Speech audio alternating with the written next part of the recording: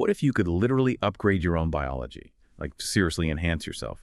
What if medicine stopped being just about fixing what's broken and started, actively enhancing what we think of as normal? Imagine a future where getting new capabilities isn't just science fiction, but something available to you.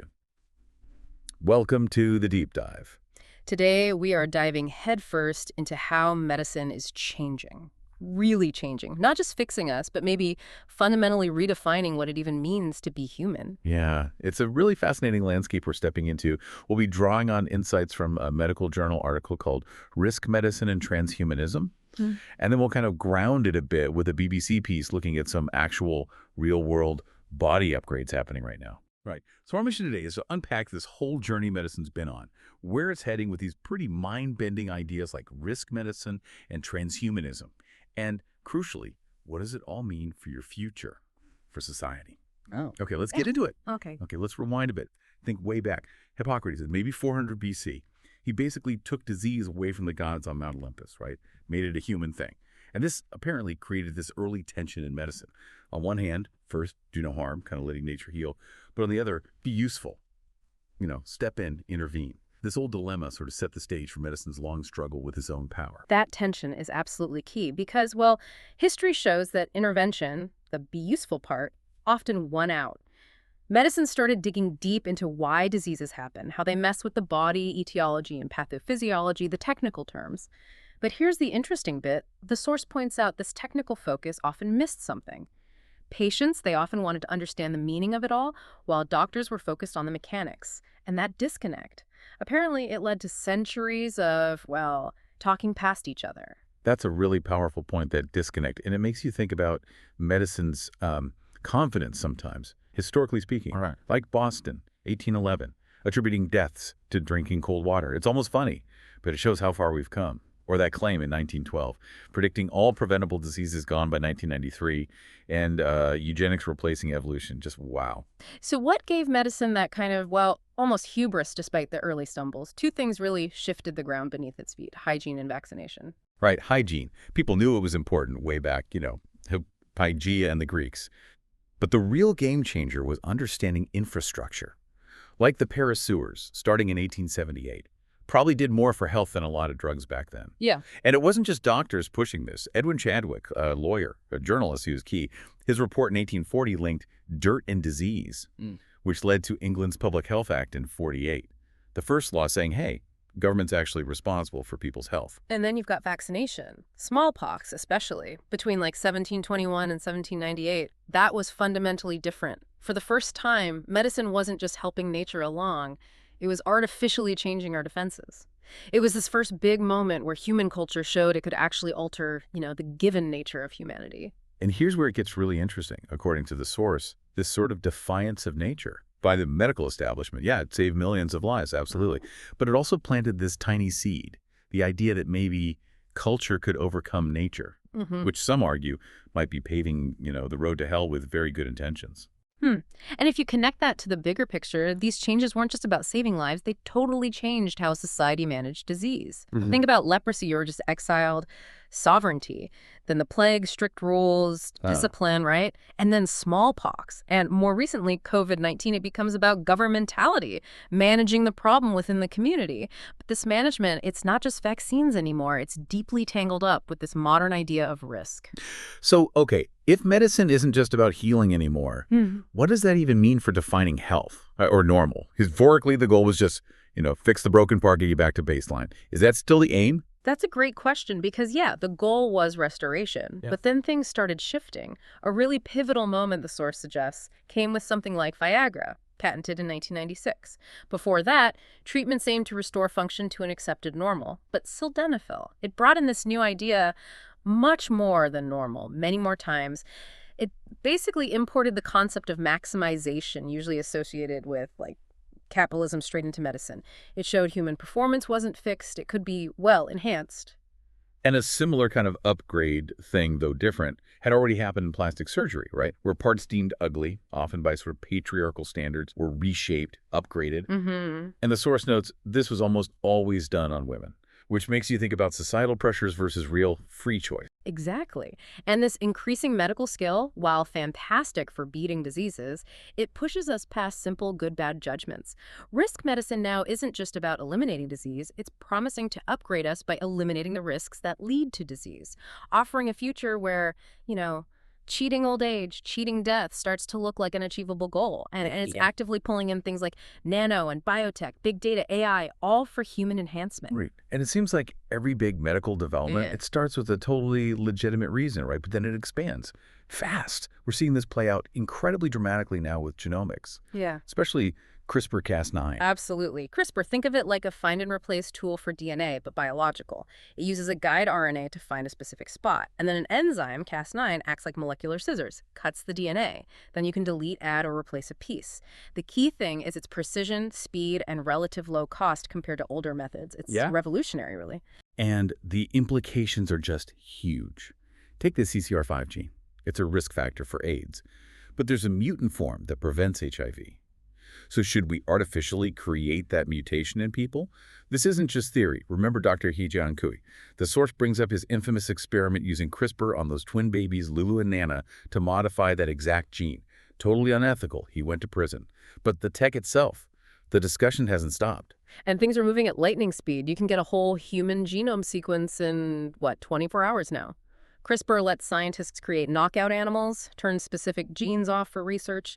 Widespread genetic screening is becoming feasible. We're seeing FDA-approved drugs using this for things like sickle cell anemia, CRISPR-based cell therapies, even changes in our food supply and animals. This is likely coming big time in the next decade. So, okay, this tech can potentially wipe out genetic risk factors for huge killers like heart disease. That's amazing. But when you combine that with the enhancement idea we talked about, like Viagra pushing beyond normal, what do you get? The source suggests it points towards a superhuman age. Exactly. And that superhuman age has this really profound implication packed inside it. It could become an age of positive eugenics, not state enforced like the past, but driven by personal choice for enhancement. It signals this shift, maybe away from first do no harm towards humans taking the reins of evolution, actively creating the kind of the transhumanist movement envisions. And just for clarity, transhumanism, as our research describes it, it's basically a cultural movement aiming to use science and tech to radically boost human abilities, physical, cognitive, to eliminate aging, disease, even death, to improve on our basic human characteristics. They talk about using nanotech, cloning, AI, eventually maybe even encoding our minds, replacing organs, entering a post-human age. It's a big vision. And that concept risk, it's going to be absolutely central in shaping this transhuman world. Its origin is interesting from the French risk, meaning damage insured in maritime trade. But in medicine, it means something quite different. Yeah, in medicine, risk usually feels like this quantifiable thing, something you can measure and hopefully reduce through individual actions, right? Yeah. Like Francois Ewald said, nothing is a risk in itself, but everything can be a risk. It all depends on how someone analyzes the danger. Yet, medicine seems to lump almost everything under risk. Now, smoking, diet, pollution, even one disease becoming a risk factor for another. And that approach, well, it has a major side effect. It makes us incredibly dependent on specialists, on experts. Look, common sense tells you war or poverty are bad for health. But figuring out if a tiny spot on your lung scan is cancerous, that needs an expert, complex probabilities. And paradoxically, these specialized risks often dominate healthcare. Why? Because they drive commercial activity, doctor visits, tests, tech. The higher the perceived risk, often the higher the potential commercial return. That's a great point. Like the Framingham Heart Study example from the sources. 1959 linked smoking and heart disease. Huge finding.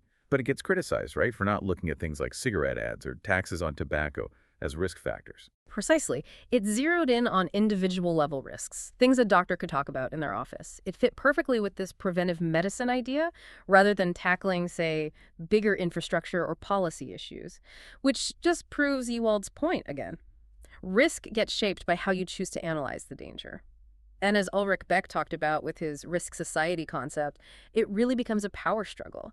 He said it's about who, with what legal and intellectual resources, gets to decide what counts as a risk, what counts as a cause, and what counts as a price. That's crucial. Okay, so this leads us nicely into a very cutting-edge approach. P4 medicine.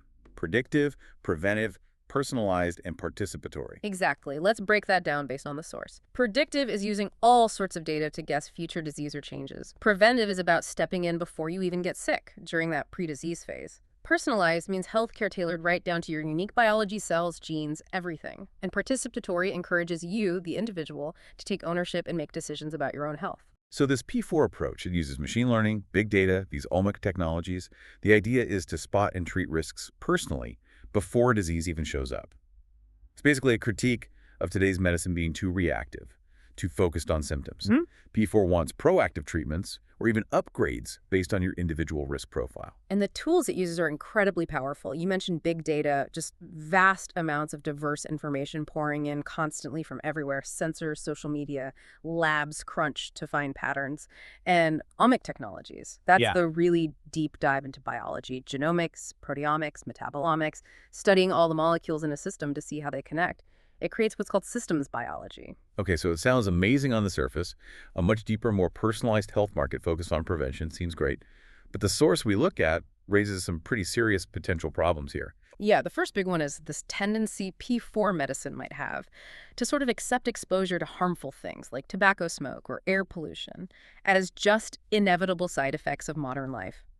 Instead of questioning why those things exist or tackling, say, government incentives for polluting industries, the focus shifts. It shifts to the individual's body chemistry, their pathophysiology. How can we upgrade you to withstand these inevitable risks? It reminds me of Ulrich Beck's phrase again, being poisoned to the extent tolerated. It kind of captures that dynamic. And here's where it connects right back to that superhuman age idea, doesn't it? These individual treatments, these upgrades, they won't be cheap. They'll likely be most accessible to those with more money, the socioeconomically advantaged. Exactly. And this is a really critical point the source makes. It means when you fuse CRISPR-like gene editing, think Lulu and Nana again with that Viagra-style performance enhancement idea, it probably won't just stay focused on preventing HIV. It could rapidly move towards designing perfect superhuman bodies for unborn kids, maybe increasing intelligence, giving perfect eyesight, dialing down risks for chronic diseases. You see where this is going. So the implication is, what? A new kind of social division. The source warns that society, which is already layered by economics, could start stratifying biologically. A hierarchy based on who has access to these upgrades, potentially in the next few decades. That's sobering. Okay, let's bring this down to earth a bit. The BBC piece gave us some real-world examples. This isn't just a theory, right? People are actually doing this stuff now. Like Winter Miraz, she's a 31-year-old engineer. She's got a microchip in her left hand for her door key, another in her right hand for her business card. Could hold medical data, too. Even has a magnet in one finger. To sense electromagnetic fields apparently helps with her work. And her latest thing, LED implants under her skin that light up when a magnet passes over. Why? Because, quote, they are sparkly and I'm a magpie. What's really insightful about her story, though, is that her journey into enhancement wasn't entirely voluntary at first. She had a bad car crash. Her back's bolted together, one kneecap is 3D printed. That's what let her walk again. And that experience shaped her view. She thinks saying people shouldn't alter their bodies is, quote, an ableist way to go about living. Because for many disabled people, modification isn't really a choice. That's a really powerful perspective. And then there's Stephen Ryle, 26, technical operator. He wants smart hands. Yeah. His logic. We have smart TVs, smartphones, everything is smart. Why can't I be smart? Blah, blah. He sees transhumanism as just the next logical step for humans. Says he's slowly turning myself into part machine, calls it so much more awesome than just my plain self, and he reckons his friends who think it's weird now will be getting into it within 5 years. And these procedures, often just microchips put in with a syringe, they're frequently done by tattoo artists, body piercers, because the regulations are pretty loose. Like this biohacker, Genova Rain, doing maybe 5 implants a week, says interest is rising. Although, interestingly, she doesn't have any herself. Says they'd be useless for her. Which definitely raises the safety and ethics questions, doesn't it? Dr. Mary Neal, professor of medicine and ethics, she wasn't surprised by the trend, but really stressed the need for better rules, pointing out safety risks, especially if people buy kits online, try DIY stuff. And the need for real ethical, talks about, bodily autonomy. The Scottish government, for instance, is apparently looking into regulating these procedures when done by non-healthcare folks, focusing on safety first. So this whole deep dive, it really paints a picture of a truly transformative time for medicine. Our sources seem pretty clear. Neither our bodies nor medicine itself are somehow sacred or untouchable. It seems kind of inherent in human culture to want to fix nature's flaws and for medicine to evolve as knowledge grows. The message isn't necessarily to just slam the brakes, become bioconservatives, and oppose all this new techomics, big data, biotech. But, and this is the big but, Just like always, medical practice isn't happening in a vacuum. It's tied up in power structures, big and small. And there's a real warning in the research against what's called solutionism, this naive idea that technology by itself will just automatically fix health problems or make a better world for everyone. Actually, the source suggests the opposite could happen. A risk medicine approach, if it's shaped mainly by, say, a neoliberal focus on profit and individual success, while ignoring the social things that make people sick in the first place, it could inadvertently create, well, hell, even with good intentions. So what does this all mean for you listening right now as you think about this increasingly enhanced future? It seems the goal isn't just outright rejection of these powerful scientific and medical steps forward. No, I think it's more about recognition. Recognizing that these tools, these developments, they aren't separate from our current systems, capitalism, patriarchy, power dynamics within medicine itself. We have to consciously define the controls, the limits, both personally and as a society. We need to do that without getting totally swept away by the sheer excitement of the technology and progress, especially as we seem to be rushing towards this potential superhuman society. Yeah, this definitely isn't just a conversation for scientists or ethicists anymore. Given these huge promises of enhancement, but also the real potential for creating even deeper societal divides, how do we, collectively, figure out the ethical guardrails? How do we ensure that medical and tech progress actually serves all of humanity, not just, a privileged few? I feel like we need to move beyond just individual choices and have a much bigger societal conversation. We need to ground whatever comes next in medicine within a framework of ethics, rules, laws, maybe even rules that go beyond national borders. Definitely something to keep thinking about long after this deep dive ends.